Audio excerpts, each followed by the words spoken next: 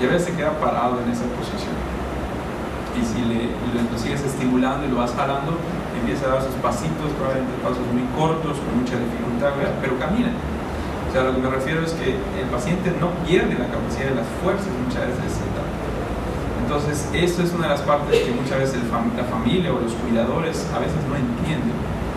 Y normalmente por eso esa etapa es muy difícil y generalmente empiezan a tener graves consecuencias, porque donde los dejan ahí se quedan.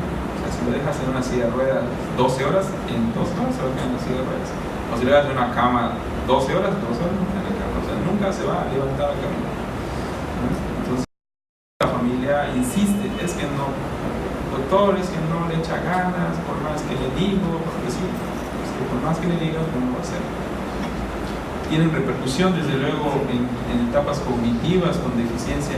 Esto es un problema serio que vemos, que se afecta a su ciclo de sueño-vigilia, y esto es un problema más para los que están alrededor de, porque es muy común ver que estos pacientes invierten su ciclo de vigilia y sueño. O sea, ya no duermen de noche, sino es al revés, duermen de día y están despiertos toda la noche. Entonces es un problema porque curiosamente la familia o quien lo cuida, pues su ciclo normal, pues quiere dormir la noche, y es cuando el paciente con demencia está inquieto, llamando, hablando, gritando, pidiendo cosas. Entonces ahí empieza el show, ¿no? O sea, empieza el desgaste casi siempre del entorno, y es cuando empiezan a buscar urgentemente ayuda por el médico, dele algo para que duerma, dele algo para eso, de lo otro. Entonces ahí empieza uno de los problemas más severos. Bien, pasamos a la etapa que ¿cómo hacemos el diagnóstico, o al menos cómo sospechar en sus pacientes? El diagnóstico de esas enfermedades, inclusive el término general de demencia, sigue siendo clínico. O sea, aquí básicamente, inclusive decía yo, no necesariamente tiene que ser el neurólogo, un médico del primer nivel, un psiquiatra, un neurólogo, cualquier médico que tenga conocimiento de eso, por lo menos debe hacer un abordaje completo, siempre y cuando para tratar de detectar qué cambios cognitivos pueda tener. Y de ahí empezar toda una serie de canalizaciones que a veces hacemos. Quizá, como le decía al inicio de la charla, la importancia aquí es hacer un diagnóstico diferencial y buscar probablemente las principales causas reversibles. En asterisco les ponen lo de depresión, porque hasta ahora se ha visto que la depresión sigue siendo uno de los problemas desde el punto de vista neuropsiquiátrico más asociados a los olvidos. Y hoy por hoy la depresión en nuestro entorno, igual en nuestra sociedad, es uno de los ocupan las primeras 5 causas de la consulta de trastornos neuropsiquiátricos. O sea, paciente que está en etapa depresiva, es muy común que no retenga información, que no se acuerde de muchas cosas, que se le olvide frecuentemente las cosas. Y obviamente si hacemos un buen diagnóstico de depresión y le damos un antidepresivo, pues ya le hicimos, que se le va a quitar su pseudodemencia, que es realmente como se conoce hasta ahora. Otras, como los hematomas, sobre todo en los viejitos, que frecuentemente tienen un síndrome conocido como síndrome de caídas, que es algo que vemos mucho en el paciente geriátrico. Es muy común que se caigan, se golpeen, y a veces ni nos enteramos. ¿Por qué? Porque se cayó, pues que bueno, no pasó nada, ¿no? Sale su chuchuluco en la cabeza. Pasan las semanas, pasan los meses, y empieza a tener falla de memoria,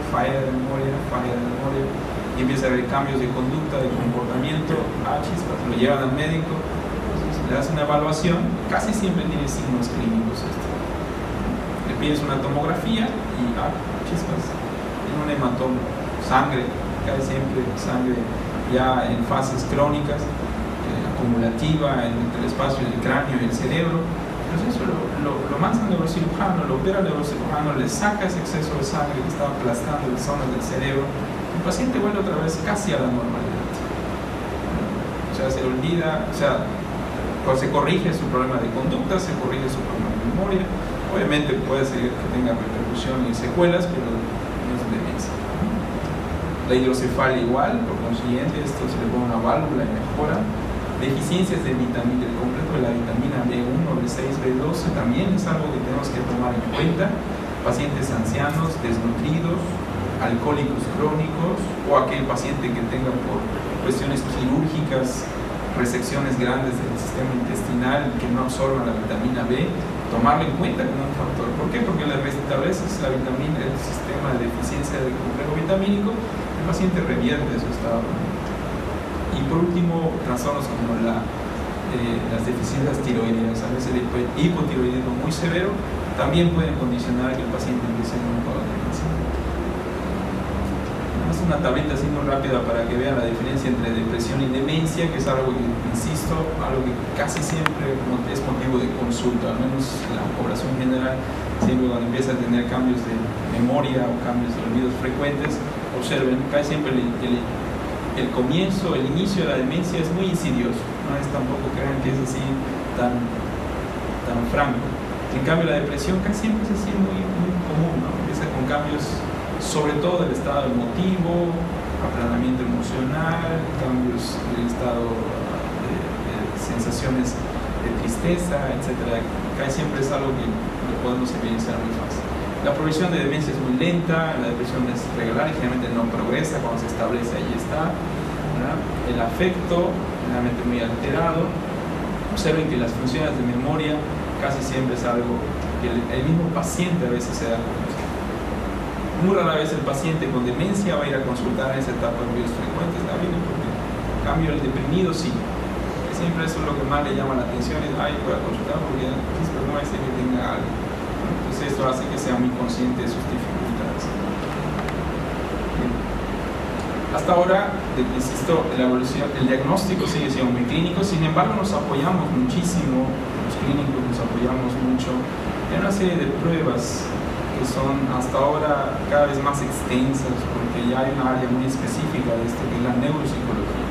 Es una rama, es una especialización de los psicólogos que se han dedicado en las últimas décadas casualmente a hacer una serie de pruebas y es una especie de cuestionamientos que hacen al paciente para evaluar prácticamente funciones desde el punto de vista cognitivo y de memoria. Entonces a veces nos apoyamos muchísimo en ellos. En lo personal, casi siempre cuando sospecho y detecto, lo canalizo al neuropsicólogo para que le haga una serie de pruebas muy específicas y casi siempre ellos nos apoyan en esa cuestión de que nos dicen, bueno, si realmente tienen una falla de memoria, tienen una falla cognitiva y te dan hasta una serie de ponderaciones que son muy útiles. Sin embargo, sigue siendo, a pesar de que está muy controvertida esta prueba, que es una muy clínica de muy breve ejecución, muy sencilla, la hacemos en el consultorio, que es la prueba de Folstein, el Mini-Mento. Algunas otras pruebas neuropsicológicas, como les decía, que son básicamente para evaluar capacidades cognitivas, la prueba de Waist, las pruebas neuropsicológicas, el grupo del estudio de Luria, que es quizá lo que más evalúan ellos. Son muy selectivas, muy específicas. Desde luego esto tiene que ser hecho y realizado por neuropsicólogos, así que eso es algo que nos apoyamos en forma importante. Decía yo que los estudios de imagen generalmente los usamos básicamente para este pequeño porcentaje de pacientes que sospechamos que puedan tener una causa reversible. Realmente el diagnóstico de imagen no nos da el diagnóstico de demencia, siempre nada más lo pedimos básicamente para tratar de ver si hay una posible causa reversible. Desde luego, el paciente que tiene datos clínicos, una prueba neuropsicológica confirmatoria, la tomografía o la imagen de resonancia nos pueden apoyar el diagnóstico por la atrofia, básicamente, los cambios de atrofia que va sufriendo el cerebro. Sin embargo, los expertos dicen, no porque tengas un estudio de imagen con atrofia significa que tu paciente tiene demencia, y eso es muy cierto. En la clínica cada vez vemos muchos pacientes, 50, 55 años, que le hacen tomografía por otra causa y nos llevamos sorpresas así tremendas, en la cual vemos cómo está el cerebro muy atrofiado y el paciente está desde el punto de vista cognitivo excelentemente bien. Y si le hacemos un screening a muchos adultos en esta población, es muy factible que veamos a muchos pacientes con mucha atrofia, y eso no significa necesariamente que tenga demencia. Eso es quizá una pregunta muy común. Algunos estudios muy funcionales, como los estudios de SPECT de medicina nuclear o el PET, que hasta ahora sigue siendo el único estudio desde el punto de vista funcional que nos puede dar un poquito más de información, pero que curiosamente lo hacemos más para fines experimentales. Y lo que les decía, lo que le comentaba, pues obviamente algunas pruebas muy específicas, como el caso de la tiroides, como el caso de la vitamina D, etc. Estudio de imagen muy clásica, ¿verdad? Es una tomografía, es una resonancia magnética del cerebro. Observen cómo lo negro aquí es líquido cefalorraquídeo, sustancia gris, sustancia blanca, y observen cómo se ve muy marcada la atrofia, ¿verdad? Sobre todo en la zona de lóbulos temporales, en la zona de lóbulos frontales. Desde luego esto va a hacer que se vaya, ahora sí que encogiendo el cerebro, y desde luego repercute en el sistema de los ventrículos, se ven más amplios, más ensanchados por la misma atrofia córtico-subcortical que tiene este paciente. ¿Verdad? Que es algo que, insisto, generalmente lo pedimos para este fin, básicamente para eso. Este es un comparativo, lo mismo una resonancia con esto. Este es un SPECT cerebral, que es lo estructural y es lo funcional, a través de una serie de radiotrazadores de medicina nuclear se utilizan para ver si todavía tiene mayor hiperperfusión en forma indirecta. Y el PET pues es más específico todavía porque es un radiotrazador que se mete a la actividad intraneuronal, entonces nos dice si está funcionando o no todavía las neuronas. Entonces son estudios de imagen que nos asisten frecuentemente para esto. Este es un estudio de PET de un cerebro normal y observen cómo pues, es muy marcado, cómo pierde muchas de las funciones, sobre todo de áreas ejecutivas, ¿no? Frontal, parietal. Finalmente, ¿qué hacer con nuestro paciente, ¿no? El tratamiento hasta ahora, como decía al inicio, no tenemos, para nuestra mala fortuna, no tenemos todavía ningún tratamiento eficaz para las demencias, específicamente para este tipo de patología. No existe ningún tratamiento farmacológico que haya demostrado en estudios multicéntricos que detenga la enfermedad, que detenga la progresión de la enfermedad. Hasta ahora los grupos farmacológicos son estos cuatro, que son el donepezilo, que fue el primero que salió, la ribastigmina y la galantamina. Estos tres fármacos, observen que son inhibidores de la enzima colinesterasa, por consiguiente, como les decía en las diapositivas anteriores, sigue apoyando la teoría colinérgica. O sea, la deficiencia de este neurotransmisor pareciera ser la causa de la enfermedad. Por lo tanto, estos fármacos se siguen usando, a pesar de que no hayan demostrado mucha utilidad, se siguen utilizando en el sentido de que pareciera ser que en etapas muy tempranas de la enfermedad sí pudiese, digamos, disminuir la severidad en la evolución de las etapas clínicas de la demencia. Hasta ese nivel sí ha demostrado que pueden ser útiles. Y ahora, curiosamente, el último fármaco que se empezó a manejar, que es la memantina, que observen es un antagonista glutamatérgico, los receptores NMDA. La memantina se está promoviendo ahora, o al menos estudios que están sacando ahorita, es combinar este fármaco con alguno de estos tres. De hecho, ahorita eso es lo que están manejando los nuevos esquemas de seguimiento: memantina más ribastigmina o memantina más galantamina, como tratamiento sinérgico para que de alguna forma disminuyamos los dos posibles efectos de la teoría colinérgica, que es deficiencia de acetilcolina y aumento, o sea, disminución de la excitotoxicidad por aumento de glutamatérgico. Entonces, tal pareciera ser que si sumamos estos dos fármacos pudiesen tener un efecto un poquito más benéfico.